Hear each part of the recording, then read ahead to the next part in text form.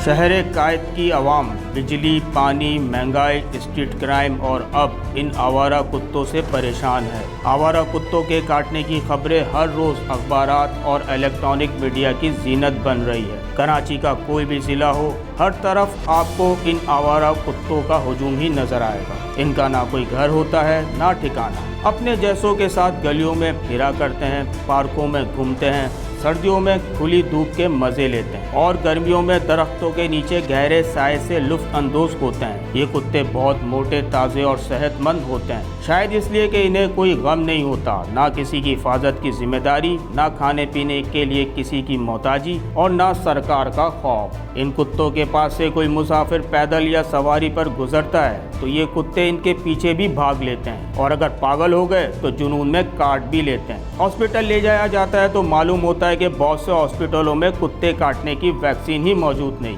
कई मरीज तो बेचारे वैक्सीन के इंतजार में दम ही तोड़ देते हैं। हुकूमत को इस अहम तरीन मसले को बहुत संजीदगी से लेना चाहिए। अगर इंतज़ामिया वैक्सीन का इंतज़ाम नहीं कर सकती तो कम से कम शहर भर में आवारा कुत्ता मुहिम का आगाज़ करके इनके दहशतज़दा राज को ही ख़त्म कर दें, ताकि बच्चे और बड़े बगैर किसी खौफ के सुकून का सांस ले सकें। Farhan Hashim, DNN news, Karachi.